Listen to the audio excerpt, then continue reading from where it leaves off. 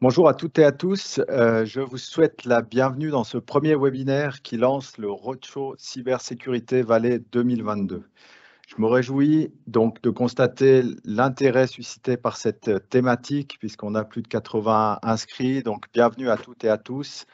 Et bonjour, je m'appelle Cédric Luisier, je serai le modérateur du webinaire d'aujourd'hui. J'ai le plaisir de représenter ici la Fondation DIARC, co-organisatrice de ce roadshow. Je remplace au pied levé ma collègue Victoria Barras, qui est souffrante, et je la remercie en tout cas pour toute l'organisation qui a été faite. Et je vous remercie aussi, vous, pour l'indulgence par rapport à ma prestation de ce jour. Je remercie également Vincent Rizen, directeur de la Chambre valaisanne du commerce et de l'industrie, et son collègue Oscar Deval, qui nous ont grandement aidés pour la préparation de tout ce roadshow. Je vous informe que ce webinaire sera enregistré. A priori, vos caméras sont coupées, donc ce n'est pas trop un souci pour vous. Et il sera mis à disposition sur le site web de l'événement et vous recevrez également un lien par email au plus tard, au début de la semaine prochaine. Donc, comme je l'ai dit en introduction pour ceux qui étaient là, vos micros sont éteints, vos caméras aussi. Vous pouvez par contre poser toutes vos questions, tous vos coups de gueule aussi, s'il y en a, sur le chat. Et je me ferai un plaisir de relayer un peu tous ces éléments aux orateurs de ce jour. On va parler aujourd'hui de digitalisation et qui dit digitalisation dit création de données. Et qui dit données, vous le savez, dit attaque potentielle pour en soustraire de la valeur, souvent de manière illégale, malheureusement. La Fondation DIARC, qui soutient les PME, les startups depuis 2004, c'est tout naturellement associé à la Chambre valaisanne du commerce et de l'industrie du Valais pour accompagner les entreprises du canton dans cette sensibilisation à la cybersécurité et aux cyberrisques. En effet, la CCI Valais et DIARC ont chacune pour but, avec des moyens de mise en œuvre différents, de soutenir et d'accompagner le tissu entrepreneurial valaisan. Je profite de votre présence ici en ligne pour vous rappeler l'existence d'un programme de soutien de la Fondation DIARC qui s'appelle DigitMem, qui se base sur une étude réalisée en 2020 sur l'état de digitalisation des PME valaisannes. Le constat était que des progrès devaient encore être faits dans ce domaine, donc de la digitalisation, et ce nouveau programme de DIARC, destiné prioritairement aux PME actives dans l'industrie même, propose des soutiens financiers, de l'accompagnement proactif dans 3 thématiques phares que sont les tableaux de bord et ERP, l'intelligence artificielle et l'acquisition digitale de nouveaux clients. Donc, le programme DigitMem est l'une des nombreuses initiatives d'accompagnement possibles de DIARC pour les PME valaisannes. Donc, si ça vous intéresse, n'hésitez vraiment pas à contacter DIARC, à passer par moi ou par ma collègue Victoria s'il y a un intérêt ou un besoin de votre côté. Mais revenons maintenant à la thématique du jour, à savoir l'élaboration d'un portrait robot de la cybercriminalité en Valais. J'ai le plaisir d'accueillir Pierre-Antoine Lengen, chef de la police judiciaire et membre de l'état-major de la police cantonale. Juste pour info, donc la police judiciaire, peut-être que M. Lengen va le rappeler tout à l'heure, compte environ 130 collaboratrices et collaborateurs répartis sur 3 arrondissements judiciaires et elle peut compter aussi sur 6 sections spécialisées. Pour M. Lengen, la prise de conscience des enjeux de la cybersécurité dans le fonctionnement de notre société qui est en constante numérisation est essentielle, tant auprès des particuliers que des entreprises, car elle constitue à ce jour le seul rempart efficace contre la cybercriminalité et ses conséquences désastreuses. Monsieur Lengen va en parler bien mieux que moi, donc je vais lui laisser la parole. Et juste avant de lui céder le micro, ne soyez pas surpris, donc Monsieur Lengen est poursuivi par Canal 9 qui est sur place en direct de son bureau. Donc, si vous voyez, voilà, bonjour Canal 9, si vous voyez passer quelqu'un autour de Monsieur Lengen, c'est normal, c'est Canal 9 qui nous prépare un petit reportage sur ce webinaire et on les en remercie. Donc, Monsieur Lengen, j'ai assez parlé, je vous passe la parole et n'oubliez pas, à vous les participantes et participants, de poser vos questions dans le chat. À tout à l'heure. On va maintenant passer la parole à Monsieur Christophe Auwert, docteur en sciences politiques, secrétaire général et membre fondateur de l'association pour le label cybersafe.ch. Il est également expert cybersécurité et expert dans le domaine de la normalisation internationale. Tout au long de sa carrière, Monsieur Auwert a cherché à créer des ponts entre, je cite, les experts et les profanes. On met ça entre guillemets, bien entendu, qu'il s'agisse de normes dites techniques ou de cybersécurité. On a retrouvé une citation de Monsieur Auwert qui dit: «Parce qu'en 2022, si vous ignorez les pirates informatiques, sachez qu'eux ne vous ignorent pas». Monsieur Auwert, vous pourrez confirmer si cette citation est bien de vous et vous pourrez surtout nous éclairer sur ces cyber-risques. Donc, je vous passe volontiers la parole maintenant. Vous avez le micro. D'accord, merci. Alors écoutez, je vais d'abord partager ma présentation. Oui. Est-ce que vous la voyez? C'est bon? Si je vous dis non, ça ne vous arrange pas, hein. Pour l'instant, Non, moi, ça je n'ai m'arrange rien pas. à l'écran. Ok. Alors, Réessayez. je réessaye.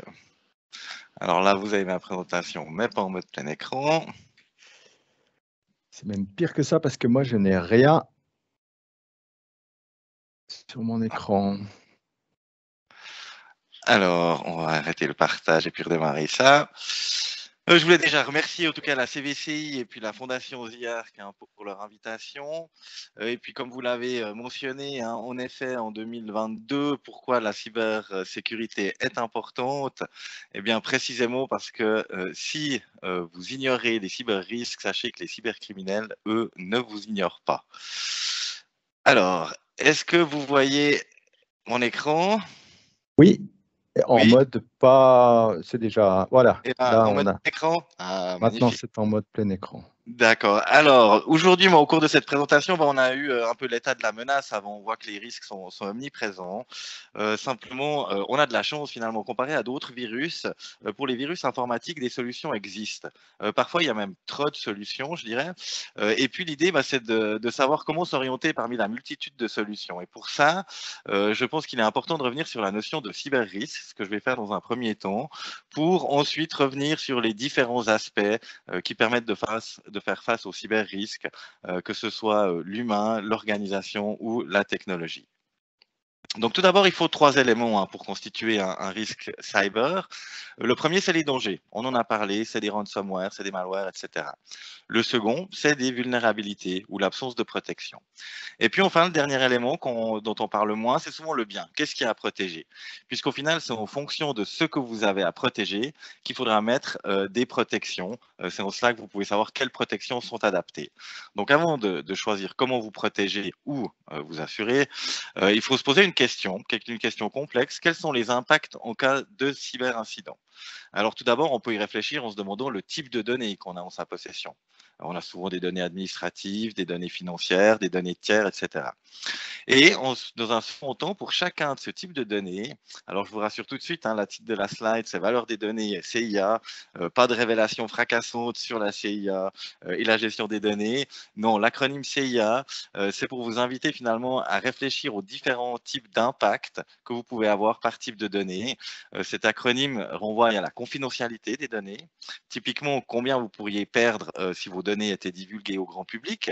On peut penser à des données, par exemple, de recherche et de développement, mais vous pouvez aussi penser aux impacts en termes réputationnels, puisqu'il faut savoir qu'une fois que la confidentialité des données est compromise, c'est définitif.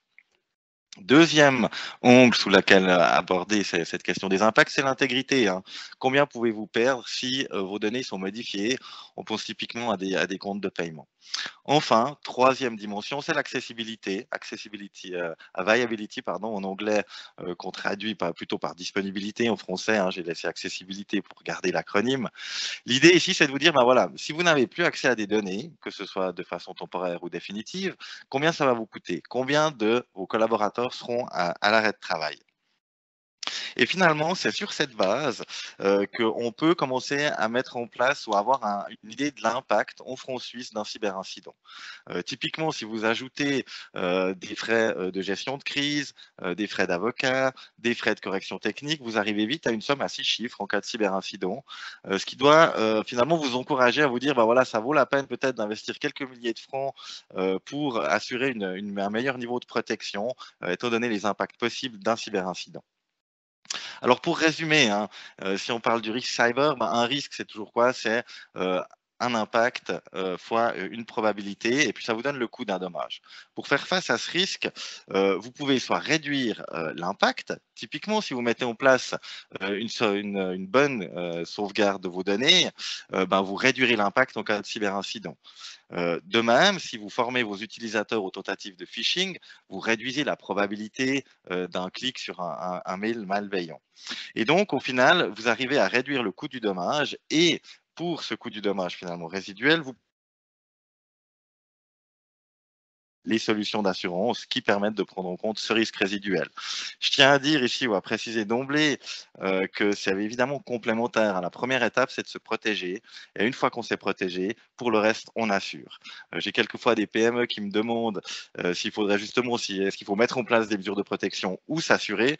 Sachez que ce n'est pas l'un ou l'autre, c'est plutôt l'un et l'autre, j'aurais tendance à dire. Ensuite, quels sont les aspects importants, hein, pour faire face aux cyber-risques? Alors, il y a tout d'abord des aspects humains. On pose évidemment à la question de responsabilité et des prises de décision. On a parlé de la sensibilisation, hein, au phishing, sur lequel je reviendrai brièvement. On peut aussi penser aux compétences techniques que vous avez dans l'organisation. Au niveau organisationnel, c'est évidemment une gestion ben voilà, des ressources humaines, des chartes utilisateurs, hein. Je crois qu'on a parlé de l'importance avant de décomplexer la parole et puis d'encourager finalement au témoignage. Ça, c'est aussi une gestion finalement des ressources humaines. Vous avez la dimension des droits d'accès, la gestion des sauvegardes et toute une série de procédures sur lesquelles je reviendrai après. Comme vous voyez, j'ai chaque fois mis etc. puisqu'on ne prétend pas ici être évidemment exhaustif, mais plutôt mettre en avant quels sont voilà, les principaux aspects.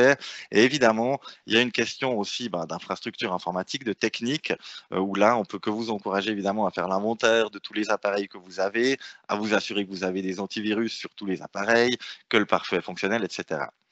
Ce qu'il est important de comprendre, c'est que ces différents aspects sont cumulatifs, hein.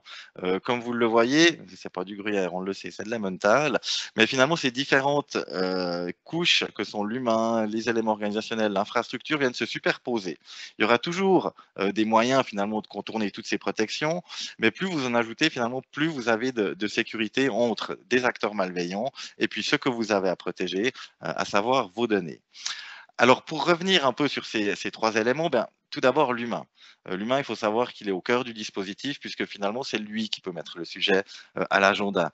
On entend souvent dire que c'est aussi le maillon faible, hein, c'est lui qui clique sur les emails. En même temps, c'est aussi le maillon fort puisque sans l'humain au cœur du dispositif pour mettre le sujet sur la table dans la PME, peu de décisions et peu d'actions seront prises. Donc, c'est vraiment un élément important. Une dimension importante aussi au niveau de l'humain, c'est l'information. Est-ce que les collaboratrices et collaborateurs de vos PME savent à qui ils doivent s'adresser s'ils ont un doute sur un email ou s'il y a un problème? Donc là, ça peut être intéressant de savoir qui est la personne de contact et peut-être de se demander est-ce que cette personne est souvent contactée? Ça vous donnera déjà une idée finalement de la maturité, de la parole que vous avez dans votre organisation. Ensuite, ça a déjà été évoqué, c'est la question de la sensibilisation à l'hameçonnage. Comme vous le voyez sur la partie de droite, hein, il y a quelques mesures simples à prendre finalement pour distinguer les emails légitimes des emails illégitimes, à savoir évaluer le contenu, hein. Aujourd'hui, dès qu'on vous demande des droits d'accès par email, il faut tout de suite mettre ça à la poubelle, vous savez que c'est du phishing. Identifier l'émetteur avec certitude, c'est pas toujours l'émetteur qui est affiché de votre boîte email, hein. Des fois, il faut simplement positionner la souris pour voir quelle est l'adresse email effective qui se cache derrière. Et puis, même chose, hein, identifier les liens suspects. Et en cas de doute, n'hésitez pas à demander de l'aide. Et puis, si vous identifiez une tentative de phishing, à informer aussi vos collègues. Enfin, je reviens sur un élément que je trouve important, c'est la charte utilisateur, qui pendant longtemps s'est limitée finalement à l'interdiction de sites moralement répréhensibles. Je pense qu'aujourd'hui, c'est important d'utiliser ces chartes utilisateurs précisément pour décomplexer la parole. Ça peut à tous nous arriver de cliquer sur un email frauduleux. L'idée, c'est de l'annoncer tout de suite pour justement limiter les dégâts si c'est effectivement une attaque malveillante. Et puis, typiquement, une charte utilisateur, ça peut aussi être l'occasion, je vous encourage à le faire, de régler cette question des périphériques mobiles. Souvent, ça peut être des périphériques mobiles d'entreprise sur lesquels l'organisation a un contrôle. Mais de nos jours, il y a aussi beaucoup de périphériques privés qui sont utilisés à des fins professionnelles. Et là, c'est important voilà, de s'assurer que les utilisateurs, quand ils utilisent du matériel privé, mettent leur matériel privé à jour et puis qu'ils prennent des mesures de sécurité de base. Je pense que cet élément de l'intégration de l'utilisateur est vraiment important, puisqu'on le sait, c'est un maillon important de la cybersécurité et ça améliorera finalement l'effectivité des mesures s'il est associé à la mise en œuvre justement de processus et de politiques de cybersécurité. Deuxième élément important, c'est l'organisation. Ici, vous le voyez, j'ai repris un dessin de Chapat qui est paru le 28 janvier dernier, où finalement, c'est une thématique qu'on voit fréquemment dans une PME où il n'y a pas toujours les compétences en interne. On se refile la patate chaude de la cybersécurité pour savoir qui est responsable. J'aimerais ici insister sur l'importance d'attribuer cette responsabilité dans une PME. L'attribution de la responsabilité ne veut pas dire que la personne doit être compétente. Elle peut aussi aller chercher en externe finalement ses compétences, mais il faut savoir, c'est quelque chose que j'entends souvent de la part de PME ou de communes qui me disent oui, mais la cybersécurité, c'est mon prestataire qui est responsable. Alors j'aurais envie de le rappeler avec force ici, non, juridiquement, c'est vous qui êtes responsable de votre cybersécurité. Et puis le prestataire, souvent vous lui déléguez un certain nombre de tâches, d'hébergement, etc. Mais il n'est pas au fait finalement de tout ce qui se fait dans votre entreprise au niveau de l'informatique. Typiquement, il n'est pas nécessairement au courant que les collaborateurs se connectent avec leur smartphone pour aller chercher leur mail ou etc. Donc ça, c'est le deuxième point, c'est finalement la relation avec les prestataires. Je pense qu'au niveau des PME, comme des communes aujourd'hui, c'est important de mettre à plat la question de qui fait quoi. Parce qu'on remarque qu'il y a souvent une mésentente où la PME pense que le prestataire s'occupe par exemple de tous les éléments qui ont trait à l'antivirus, etc. Et puis du côté du prestataire, on voit que finalement il n'y a pas un contrat correspondant et puis que ces relations doivent être mises à plat.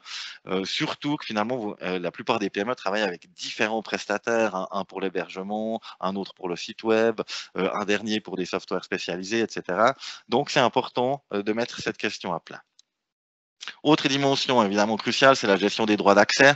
On vous recommande de ne pas laisser tout le monde installer n'importe quoi sur son ordinateur et être administrateur.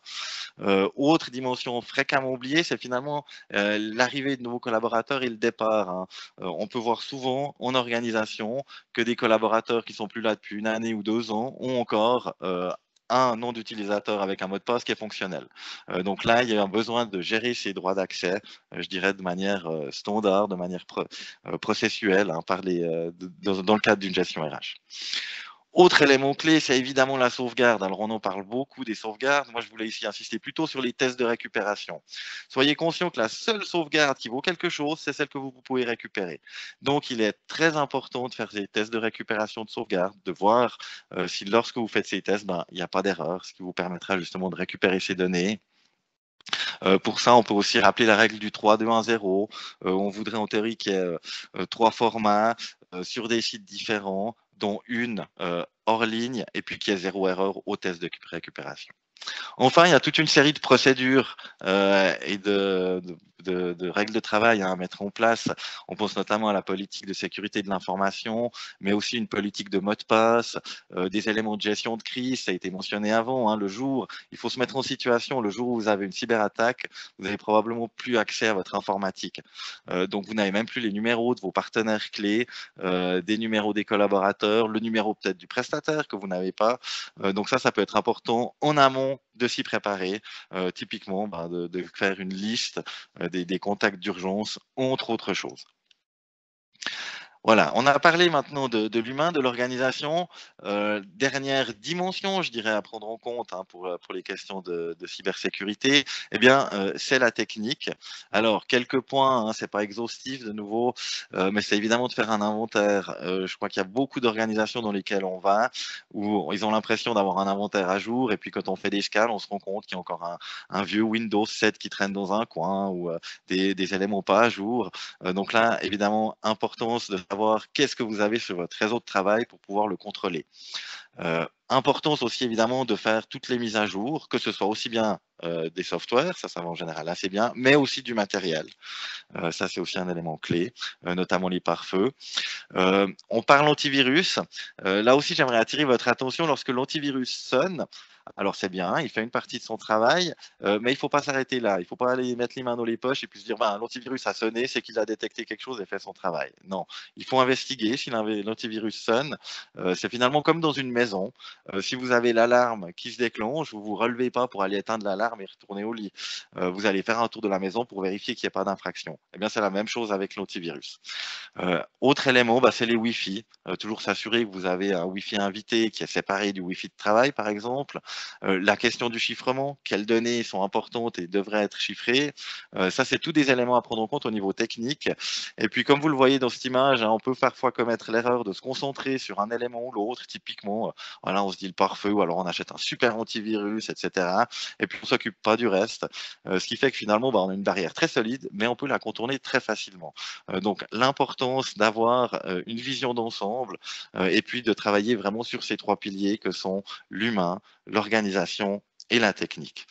Maintenant, pour faire face aux cyber-risques, au-delà de ces trois éléments, il y a une autre dimension que j'aimerais ici mettre en avant, c'est que finalement, c'est une question collective.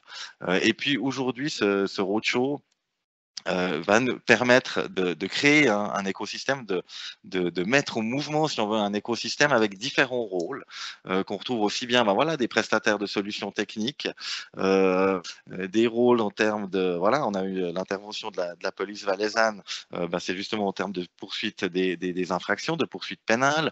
Vous avez aussi le rôle des assureurs, justement pour assurer tout ce qui est risque résiduel. Donc on le voit, il y a une pluralité d'acteurs qui est nécessaire pour arriver à un bon niveau de sécurité dans votre PME et qui permettent d'amener une pluralité de compétences. C'est pour ça que ce type d'événement comme le roadshow qui va se dérouler cette année en Valais est vraiment essentiel pour la mise en place d'un écosystème. Voilà, je vous remercie pour votre attention. Je vous donne rendez-vous au cours des différents webinaires ainsi que du speak meeting. Et puis en cas de questions, évidemment, je suis disponible. Voilà, je vous remercie pour votre attention. Merci beaucoup, Monsieur Awert, pour cette présentation très, très claire et très, très pratique. Vous avez même joué mon rôle, donc c'est parfait. Vous m'avez préparé la transition pour passer la parole maintenant à Vincent Rizen, qui va vous détailler en quelques minutes le contenu de ce fameux roadshow qu'on vous a préparé avec la Chambre valaisanne du commerce et de l'industrie. Donc, Vincent, je te passe la parole et n'oubliez pas, vous pouvez en tout temps poser vos questions sur le chat. À tout à l'heure. Bonjour Cédric, bonjour à toutes et à tous. Merci beaucoup pour votre participation nombreuse aujourd'hui. Maintenant, je vais me soumettre au test de la présentation. Est-ce que ça fonctionne de mon côté?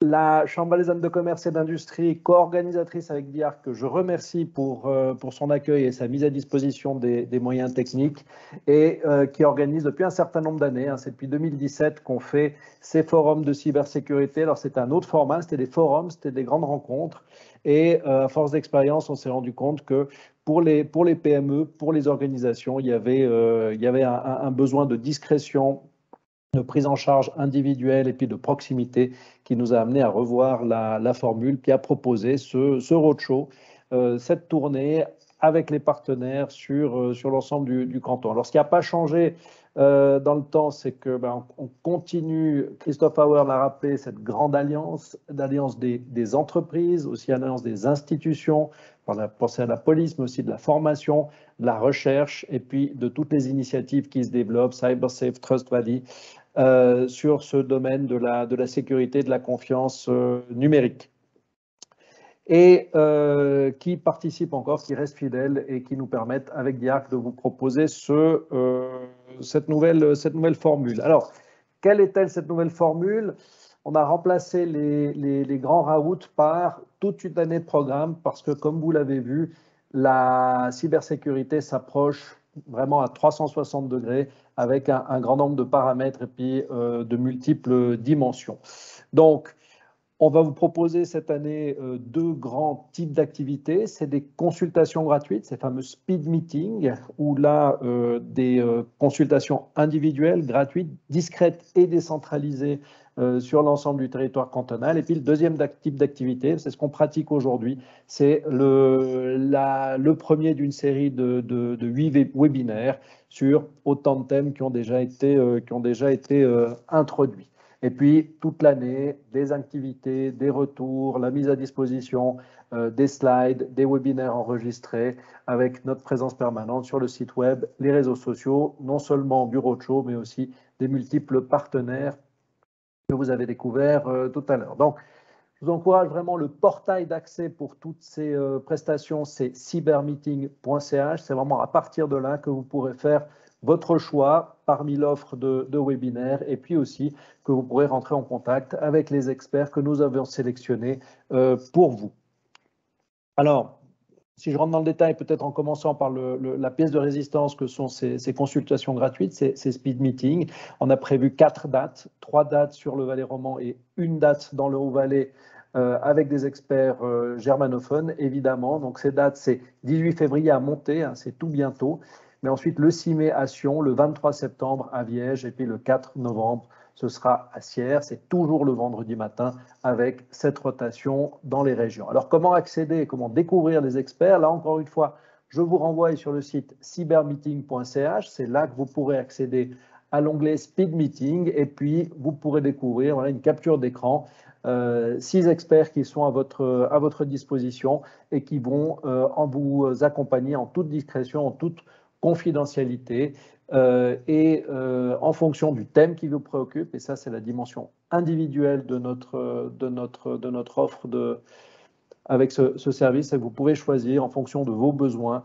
Est-ce que c'est des questions techniques? Est-ce que c'est des questions humaines? Est-ce que c'est des questions organisationnelles? Vous pouvez être orienté vers le bon expert. Ensuite, une fois l'expert choisi, à ce moment-là, il convient d'aller choisir une de ces 4 dates dans le programme qui vous proposera ensuite les créneaux qui sont encore libres. Sélectionnez un créneau, inscrivez-vous et vous serez automatiquement mis en contact avec les experts.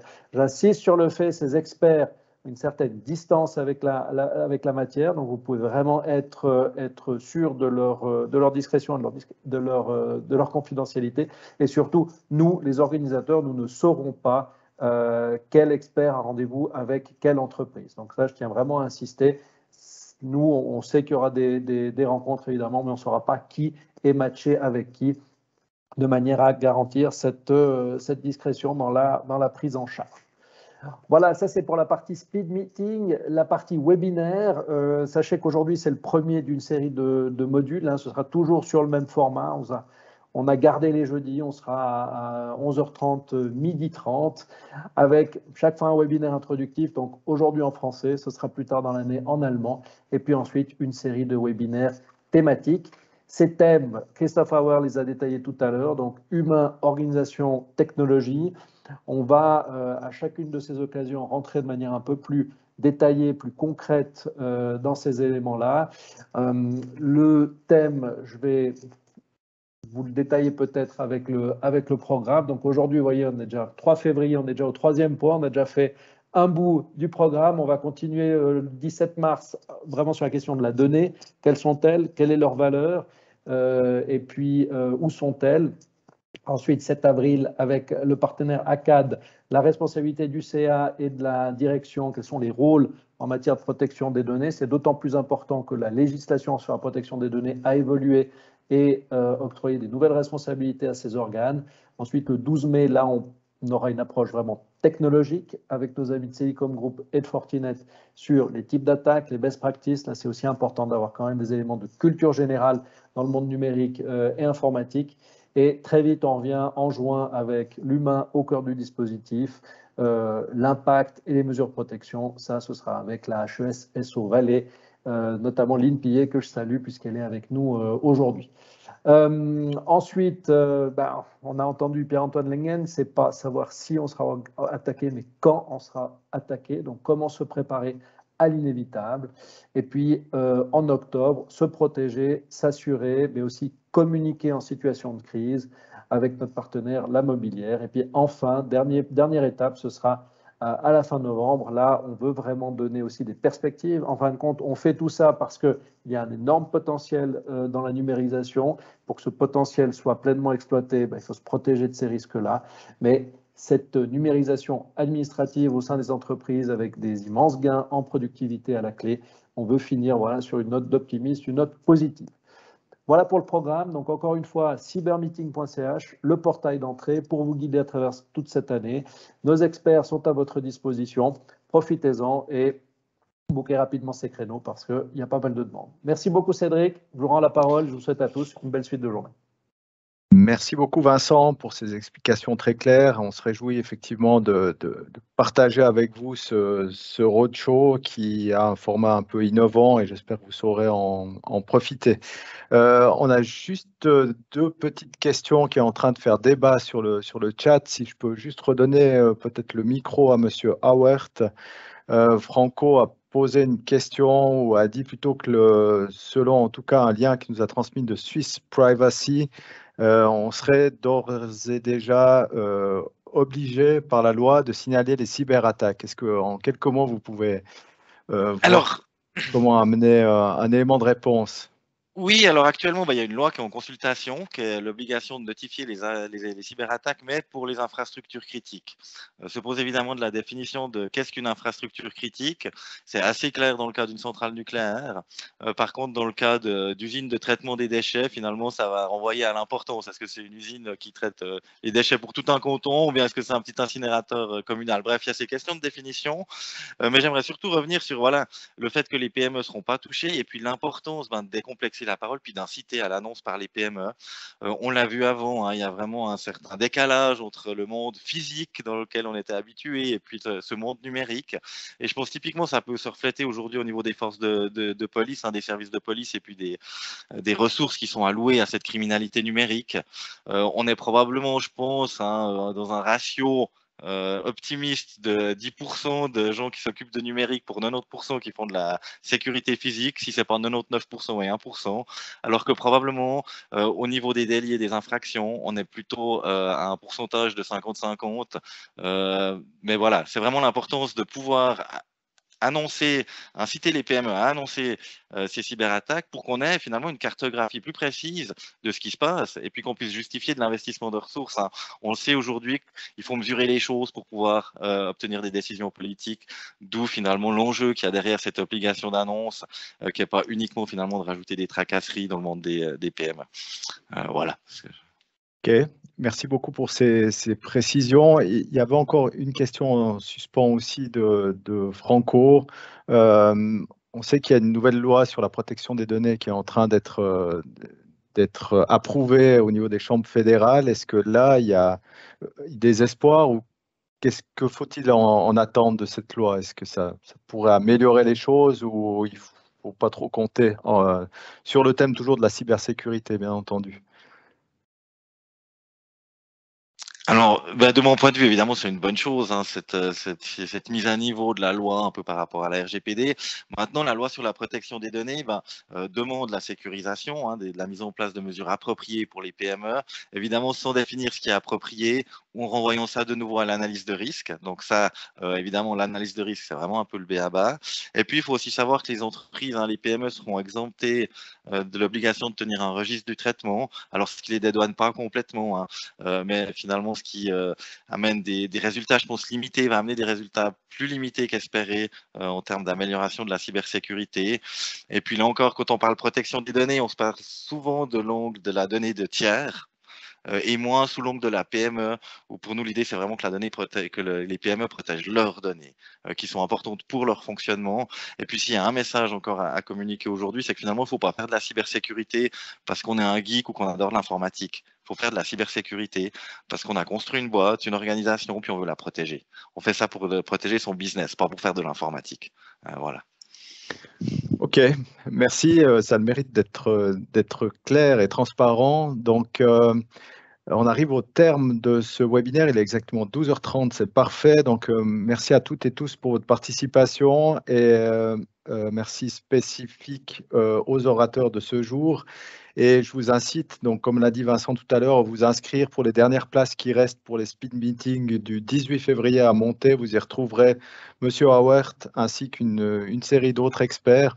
Je rappelle, ces rendez-vous sont gratuits et ils vous permettront certainement de trouver des réponses à des problématiques précises qui sont les vôtres au sein de votre entreprise.